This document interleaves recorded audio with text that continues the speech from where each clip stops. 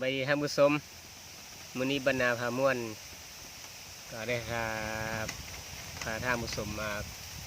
กองห่มไผ่เนาะบรรยากาศดีหลายมื้อนี้ฟ้าดินเป็นใจแดดออกแล้วก็มีสายลมพัดมาเบาๆเนาะ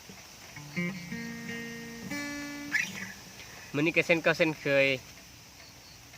จะพาท่านผู้ชมมารับฟังบทเพลงเนาะบทเพลงนี้เป็นบทเพลงแต่งขึ้นใหม่เนาะเป็น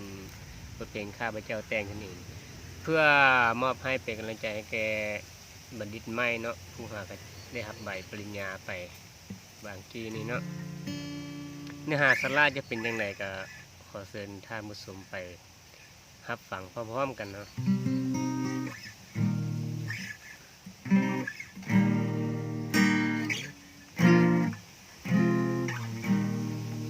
ต้องจากบ้านนาถูกย้ายเข้ามาอยู่ในเมืองใหญ่มหาวิทยาลัย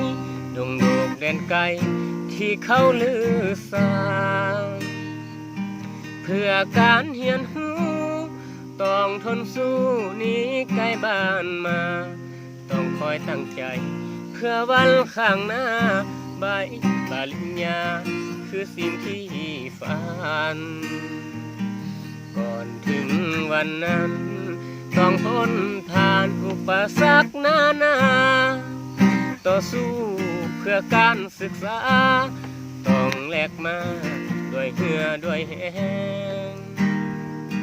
ต้นทุนเฮาต่ำหาเสาหาคำเพื่อซื้อข้าวแกงค่าห้องเศร้าค่าเทอมก็แพงต้องใส่เหงื่อแห้งแลกเงินซื้อมาน้ำตาบางวันนั้น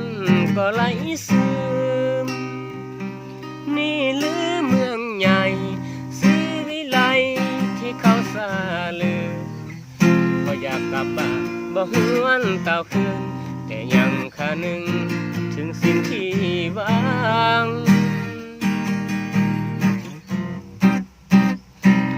4 ปีผลผ่านก็จบจากการเป็นนักศึกษาสุดท้ายใบปริญญาก็ได้มาดังที่ตั้งใจบทเรียนครั้งนี้มีคุณค่าและแสนยิ่งใหญ่กว่าทุกสิ่งที่ผ่านมาได้คือความภูมิใจในชีวิตเรา